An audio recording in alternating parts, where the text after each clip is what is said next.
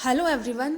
तो आज हम इंग्लिश के अंदर लेसन नंबर 1 पढ़ेंगे। जो आपकी मेन बुक है उसके अंदर से जो लेसन फर्स्ट है ए थैंक यू प्रेयर, उसके बारे में हम आज स्टडी करेंगे।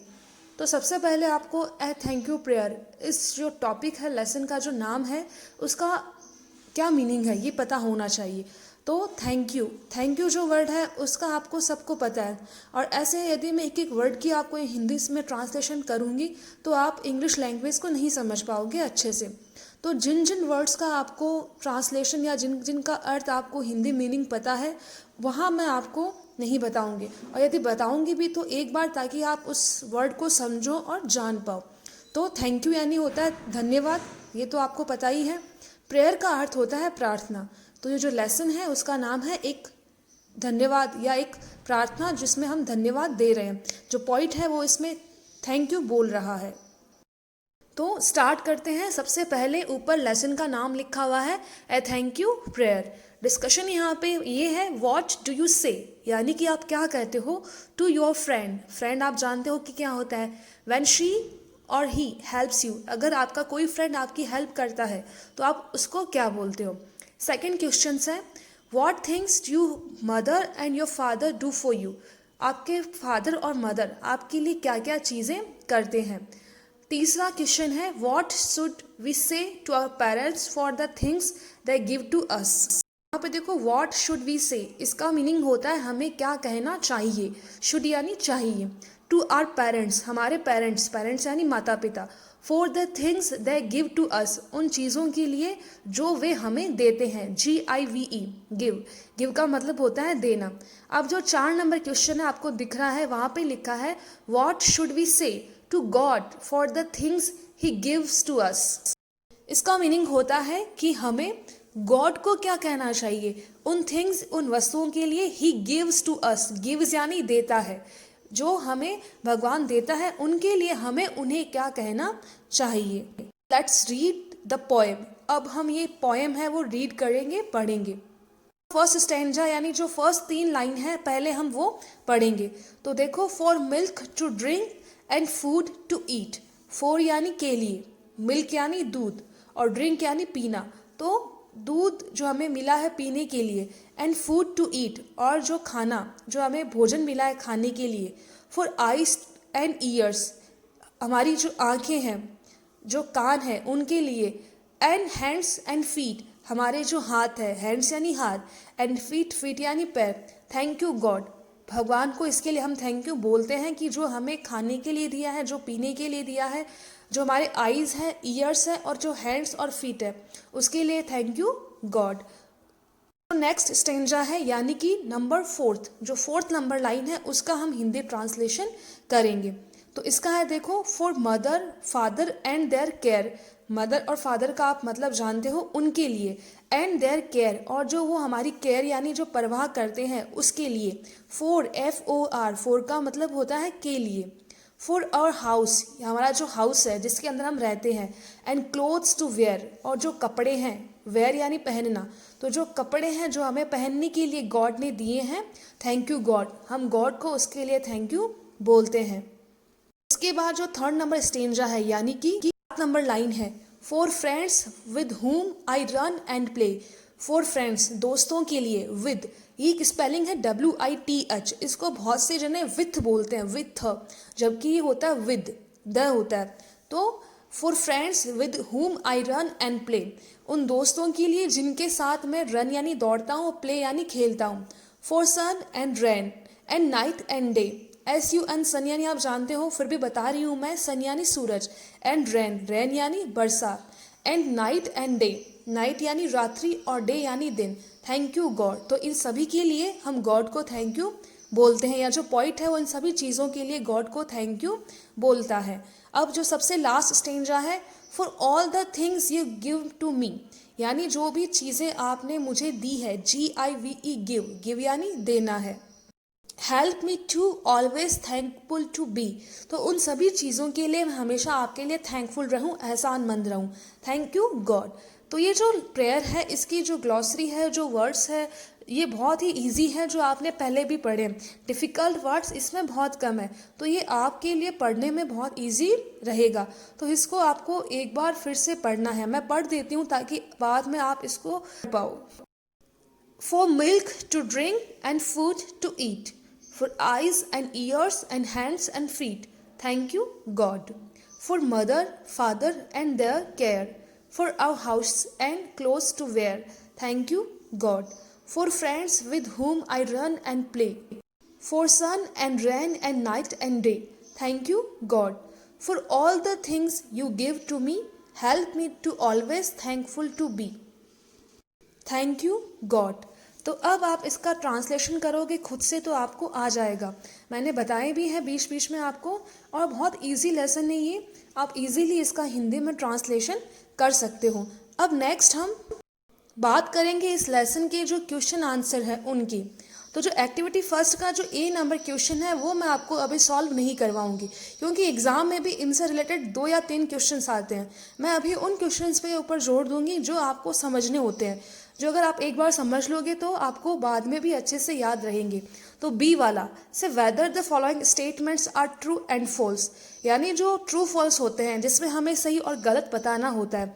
ये क्वेश्चन अगर आप अभी समझ लोगे तो आपको याद करने की ज़रूरत इन्हें नहीं पड़ेगी। तो ऐसे क्वेश्चंस के ऊपर मैं जोर दूंगी और ऐसे क्वेश्चंस आपके एग्जाम में आते भी हैं। इसके अंदर जो पहला क्वेश्चन है उसमें लिखा है our parents take care of us. OUR, our यानी हमारा या हमारे, पेरेंट्स यानी माता पिता, take care of us, take care का मतलब होता है देखभाल, और अस यानी हमारे। तो जो हमारे माता पिता होते हैं वो हमारी टेक केयर करते हैं, देखभाल करते हैं। तो अब आपको ये बताना है कि ये जो स्टेटमेंट लिखा हुआ है ये ट्रू या फॉल्स है। तो आपने गैस कर लिया होगा कि ये ट्रू या फॉल्स है। अगर आपने ट्रू गैस किया है तो ये आपका सही होगा, लेकिन यदि आपने फॉल्स गैस किया है तो ये आपका रॉन्ग होगा। इसी तरह जो नंबर 2 क्वेश्चन है, God gives us everything we want, यानी गॉड हमें सब कुछ देता है। वांट यानी चाहना, जो हम चाहते हैं वो गॉड हमें देता है। तो ये क्या होगा, यह भी ट्रू ही होगा। इसको आपको ट्रू ही मानना है। अब ये तो पॉसिबल नहीं है कि भगवान हमें सब कुछ दे दे, एवरीथिंग लिखा है इसके अंदर, एवरीथिंग यानी सब कुछ, लेकिन मोस्टली हमें वो चीज़ें मिल जाती हैं जो हम गॉड से जिसके लिए प्रे करते हैं। इसी तरह जो थर्ड नंबर है, द पोइट, पोइट यानी होता है कवि, POET, poet. The poet says thank you 5 times in the poem. Poet जो होता है वो इस पोइम में 5 बार, 5 टाइम्स है वो गॉड को थैंक यू बोलता है। तो ये भी जो ये वाला है ये फॉल्स होगा, क्योंकि हम पोइम में अगर देखते हैं तो पोइट जो है वो 5 टाइम्स नहीं 4 टाइम्स के लिए गॉड को थैंक यू बोलता है। अब जो नेक्स्ट है यानी कि जो 4th नंबर है, we should thank God for the sun and the rain, यानी सन एंड रेन के लिए हमें गॉड को थैंक यू बोलना चाहिए। वी यानी हमें या हम, और शुड यानी चाहिए, SHOULD, शुड यानी चाहिए। तो ये क्या होगा, ये होगा ट्रू, यानी सन सूर्य, रेन यानी बारिश, तो हमें उसके लिए थैंक यू बोलना चाहिए। अब जो लास्ट है नंबर 5 पे, we should thank our parents only for all the things in the world, हमें केवल अपने पेरेंट्स को ही थैंक यू बोलना चाहिए इस दुनिया में जो भी चीज़ें हैं उनके लिए। तो ये होगा फॉल्स, क्योंकि और जो अदर पीपल है वो भी हमारे लिए कुछ ना कुछ करते हैं। तो ये वाला ये भी होगा आपका फॉल्स। तो ये वाला क्वेश्चन है बी वाला, ट्रू फॉल्स वाला, ये आपके एग्जाम में भी आता है और आपको इसे याद भी करना है। और ट्रू फॉल्स ऐसे क्वेश्चंस होते हैं कि यदि हमें एक बार इनको लर्न कर लें तो फिर आगे हमें डिफ़िकल्टीज फेस नहीं करनी पड़ती, क्योंकि बहुत इजी है। हम सेंटेंस पढ़ के हम पता कर लेते हैं कि ये ट्रू है या फॉल्स है। अब एक्टिविटी सेकंड का जो फर्स्ट है ए वाला, fill in the blanks with the correct words given in the box. तो इसका क्या करना है, जो ब्रैकेट नीचे दिया हुआ है जिसमें आपको to breathe, to eat, to see, to wear, to hear, to walk ये लिखा हुआ है, इनकी हेल्प से हमें ये जो नंबर आपको 1 2 दिखाई दे रहा है, आगे भी और है, इनको आपको फिल करना है, इनको आपको भरना है।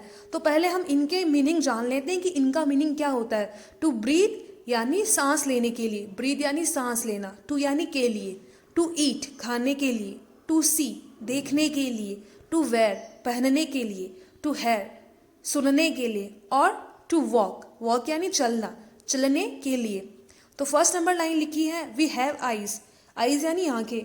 तो हमारे पास जो आंखें होती है वो ऊपर जो ब्रैकेट है इनमें से किस काम आती है, तो इसका होगा टू सी, 3 नंबर जो ऑप्शन है, देखने के लिए।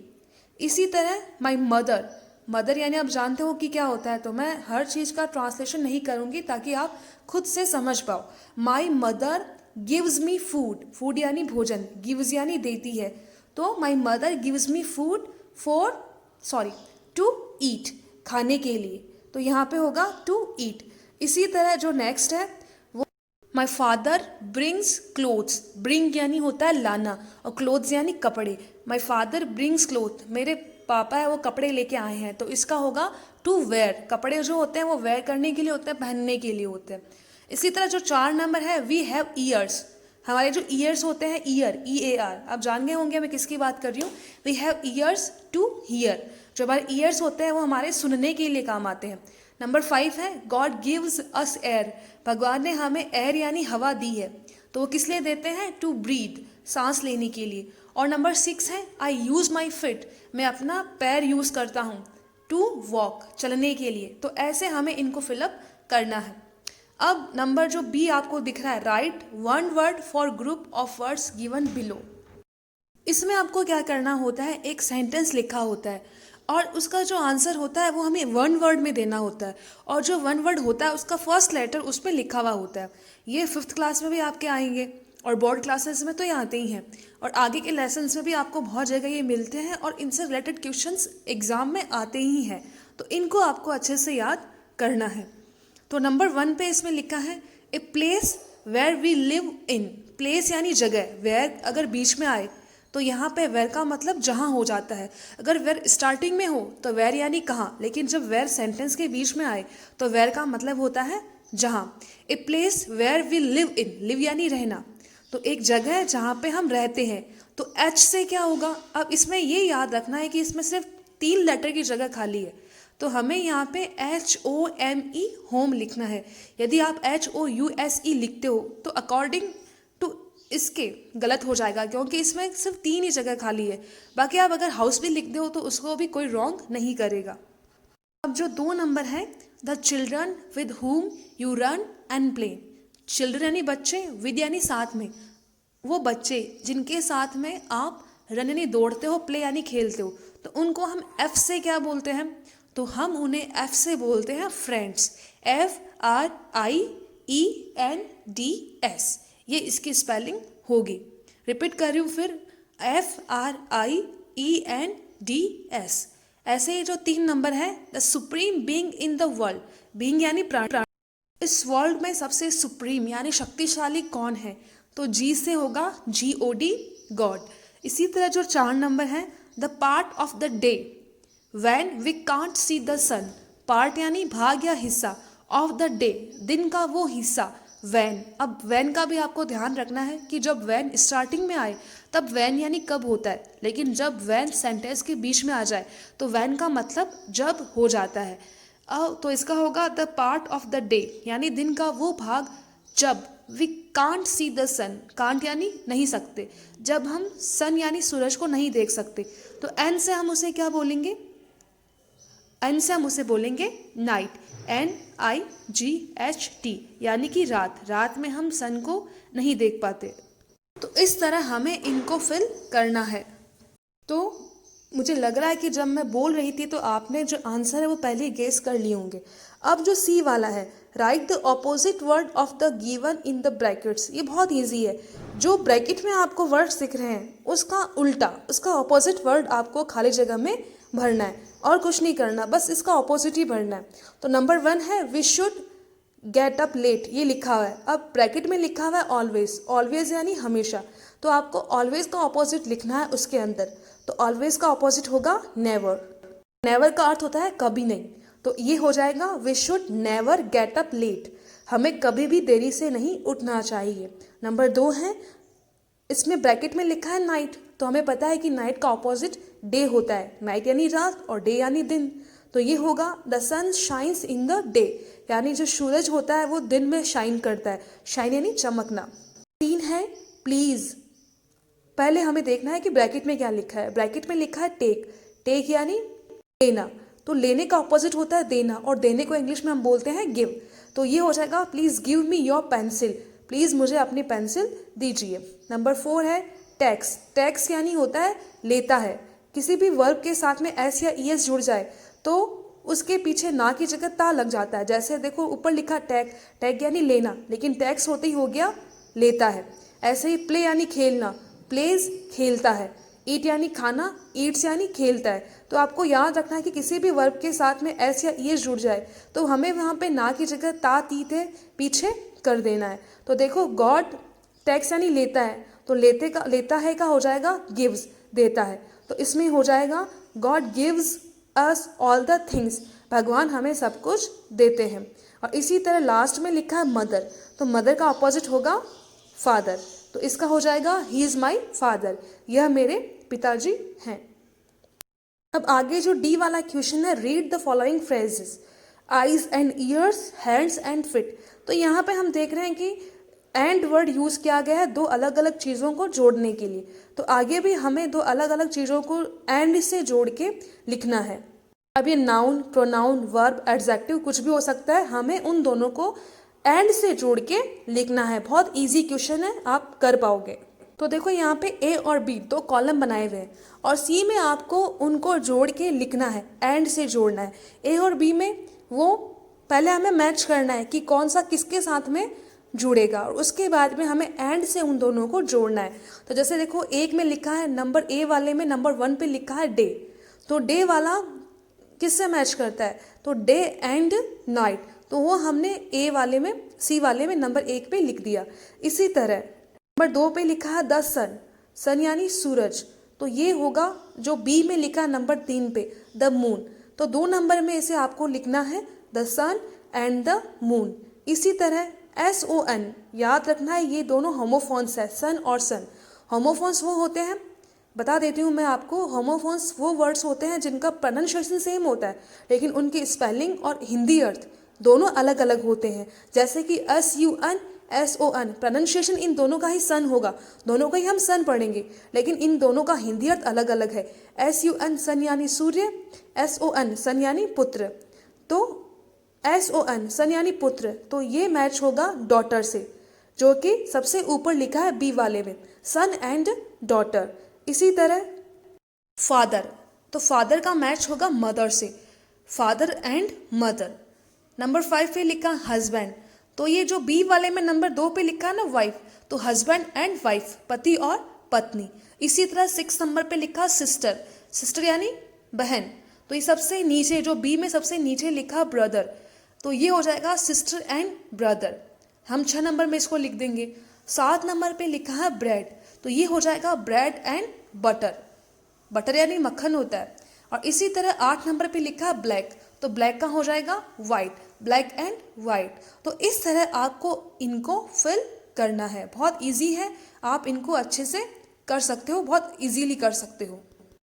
अब आपको इस लेसन में कुछ होमवर्क मिलेगा जिसको आपको अच्छे से कॉपी में करना है। तो नंबर फर्स्ट क्वेश्चन है right this poem in the copy, आपको ये पोएम है ये आपको अपनी कॉपी में लिखनी है। सेकेंड क्वेश्चन है do the question B from activity first, यानी जो एक्टिविटी फर्स्ट थी उसका बी क्वेश्चन था ट्रू फॉल्स, तो ट्रू फॉल्स भी आपको कॉपी में करने हैं। Thank you.